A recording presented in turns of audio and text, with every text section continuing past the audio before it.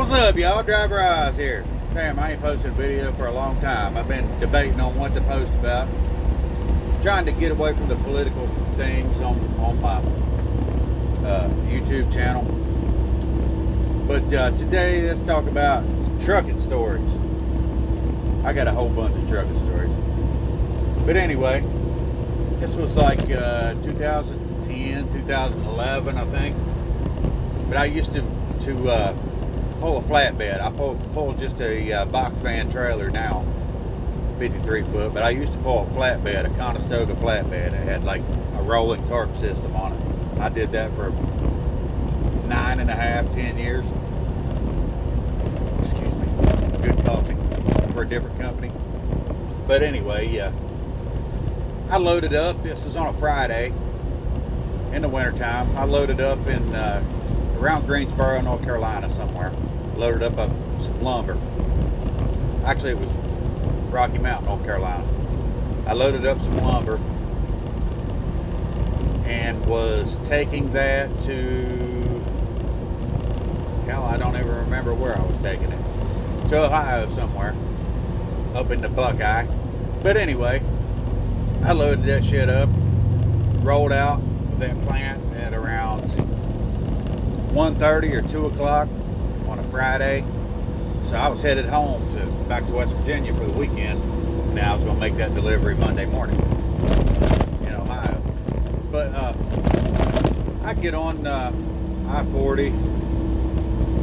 I'm driving across westbound I-40, get to 52. It starts snowing a little bit.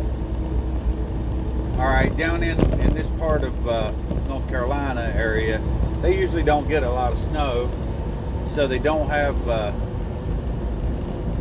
salt shakers, we call them, and scrapers like the big dump trucks with the blade on the front. They don't have that shit down there. They might have it now because of that, but because of this story actually, or because of what happened during this story.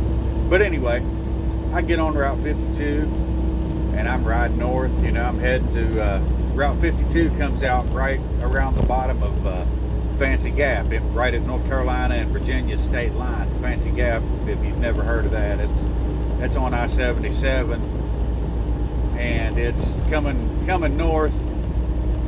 It's like the right past the state line after you get into Virginia. It's this huge ass mountain that it's usually always foggy. Usually there's a lot of wrecks on that mountain coming down.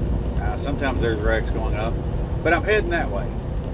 Okay, so I'm on 52, just cruising along, and it starts snowing. It starts snowing harder and harder. And this isn't big flakes. It's the little peppery snow, because it's cold outside. And that little peppery snow is what'll screw you up. If it's big flakes, it melts pretty much as soon as it hits the blacktop, or it just turns into slush.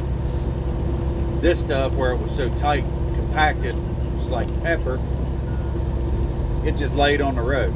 Well, they don't have any salt scrapers down there, salt shakers, but they had a couple pickup trucks riding around just with just salt coming out. Okay, well, mind you, it's getting late in the evening. Well, I left down there at, what I say, 1:30 or 2 o'clock, something like that. It might have been close to 3. I can't remember. But I should have been home by 8 p.m., you know. And anyway, I'm cruising along, and it starts snowing, and it gets worse and worse and worse. And from Greensboro right there, from I-40 to I-77, usually isn't but like a 30-minute to 45-minute ride. I mean, at the most. Okay, traffic starts slowing down to a crawl. All right. Closer we get to Virginia.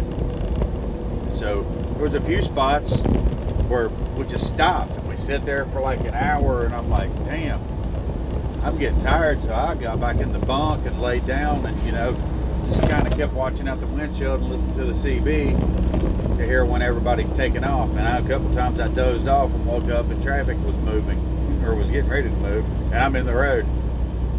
And I mean, there was snow everywhere. But I took off, a few times because it stopped several times because people kept spinning out. And there was a few hills, like mountain type hills, that we as drivers, we stopped side by side at the top and let two guys go and let them get their speed built up to see if they can make it up the hill on the other side. And lucky for us, they all made it in front of us. A few of them spun out on the shoulder of the road because they got over where nobody's driven. But, we did that in a few spots. And I had this lumber on that weighed like 49,000 pounds. So I was pretty heavy. I was grossing about 79,000 pounds. And finally we get all the way out to the bottom of Fancy Gap. Okay, by this time it's 9 o'clock at night. So I've been 6 hours to drive 45 minutes, which should have been like today, it's summertime. It would have been 45 minutes maximum to get from there to where I was at. It took 6 hours because of all the stopping and the waiting and people spinning out. But I'm like, all the way up through there, I'm like, man, okay, traffic's moving. I bet Fancy Gap is screwed up. And I get up there, and no, I was wrong. Fancy Gap was just wet. The state of Virginia started taking care of that, and then they had Fancy Gap hooked up, man. It was just wet. So, and there's nowhere to stop. There's a rest area right at the bottom of that hill. But of course, with this bad weather, there's no damn where to park in there. So I kept on going. I went on up that mountain, no problem, got to the top, and then that's when they kind of quit fixing the road, so to say. They focused all their attention on that mountain, which I understand that.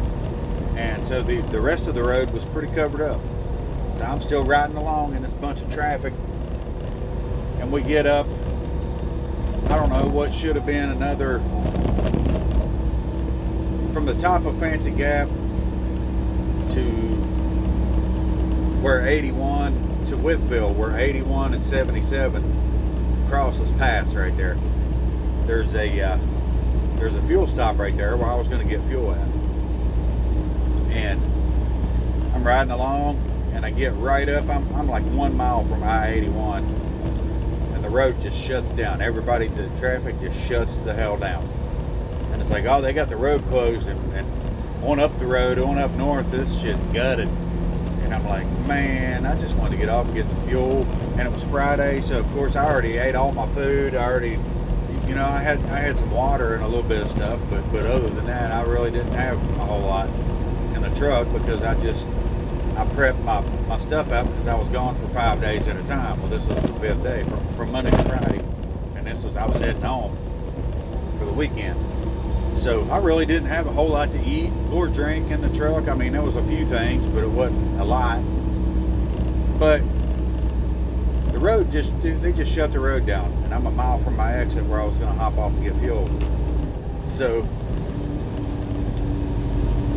we shut down there and sitting there, and I'm listening to these guys on the radio and talking to them and all this crap. And eventually I said, to hell with it. And I went back in the bunk, and it was a Schneider truck right in front of me, big orange trailer. And I laid back there, and this was probably 10:30 or so when the road shut down this time. And I'm just laying back there in the bunk, watching this trailer in front of me. I dozed off a few times and kept waking back up. I have my CB on because other drivers are talking on the CB, and if the traffic starts moving, they're going to say something. But nobody was saying nothing about that. It was just like CB talk. But anyway, I'm laying there, and I dozed off a few times, kept holding my eyes back up, and the trailer was still in front of me, so we were still stopped, so I was good. Well, sometime during that, I fell totally asleep, and I woke up.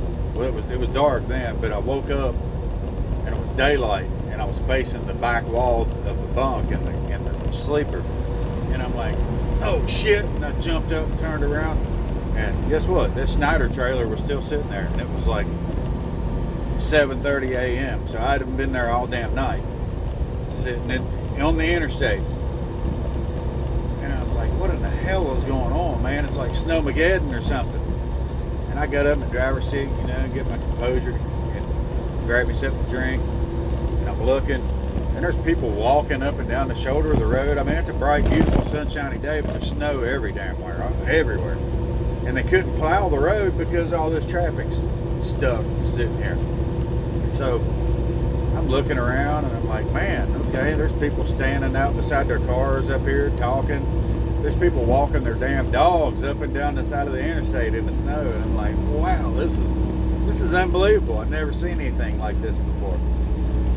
But anyway, about 9 o'clock that morning, traffic sort of started moving, and I got up and got off of that exit onto I-81, which I was running over to the Loves. It's exit 96 or something like that, I think is what it is. It's been years since I've been there. But I got off that exit, and the truck stop is horrible. I mean, there's traffic everywhere, big trucks everywhere. I'll pull in the fuel island, or I'm in line in the fuel island, and this dude, I watched him in front of me, this driver, he's done fueled his truck. He went in the store and came back out like 3 times. And I'm sitting here, I'm like, dude, is this guy gonna get the hell out of the way so I can get some fuel and head home, you know?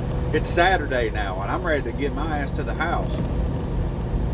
So this guy never did get out of his truck. Well, I went inside. Well, I didn't know he was in his truck, actually, and I went inside. And I was like, dude, this guy in this so-and-so trucking company truck out here, where's he at? Is he taking a shower or what? I need to get fuel and get out of here. And this other driver was standing there, and he was like, oh, that's so-and-so, and he does this and that. And I was like, I don't give a fuck who he is or what he does. He just needs to move his damn truck so we can get some fuel. You know, I have 3 trucks behind me. I'm like, what the hell is he doing? He needs to just get the fuck out of the way. I don't care where he goes.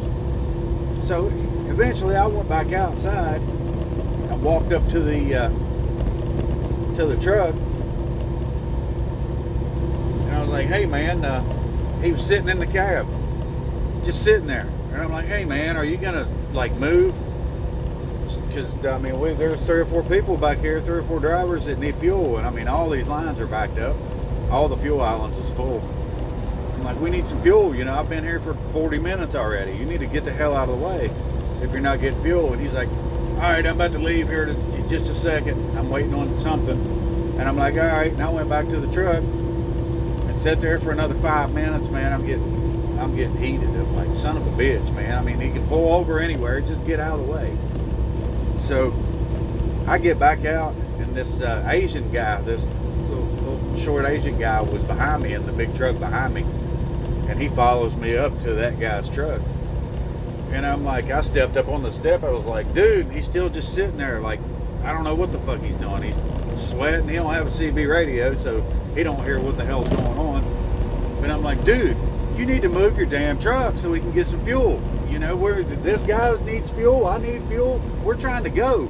And he's like, well, the interstate's shut down. I said, I don't give a fuck what the interstate is. We need fuel so we can get the fuck out of here. I'm going to try it anyway. I don't care if it is shut down. And he got all pissed off, but he ended up moving. And the Asian dude behind me gave me 5. He was like, hell yeah, man. You got that guy out of the way. And so I got my fuel, okay. So I pulled back out on the interstate, back out on 81, hit 81 south to 77 north. Got on 77, and yeah, it was short. It was slow going for a minute, and well, it was slow going all the way home actually. But by this time, it's almost 10 o'clock. Well, it was a little after 10 o'clock. But anyway, we're cruising along, and man, it was crazy. There was like trucks just abandoned in the middle of the damn road. It's a 3-lane road. Well, it's 6-lane because there's 3 lanes on each side. But there was just like trucks abandoned in the middle of the road. Nobody in them. They was just sitting there, and vehicles, cars, trucks, all kinds of shit just sitting in the road. So I eventually made it all the way home, and it was horrible. I mean, on the West Virginia Turnpike, there was a big thing in the news about if the interstate was shut down, and all these people were sit there for like 14 hours and shit. I guess that's the same time I was down in Virginia area sitting, and North Carolina. But man, I didn't get home until like 3:30 that day. That was awful. But anyway, that's one of the worst snowstorms I've driven through and been stuck in while driving the truck. And it just, I mean, that shit happens all the time during the winter. But it just sucked really bad during that time because I didn't have any coffee with me. I didn't have any, I had some snack cakes and stuff, but no real food. And almost was out of cigarettes too. That was pretty bad. But I just thought I'd share that story with you guys and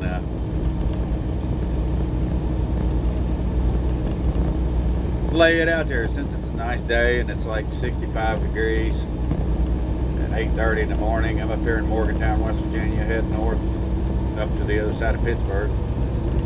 But anyway, that's all I got. Pina coladas, y'all. Let's drive our eyes. Later.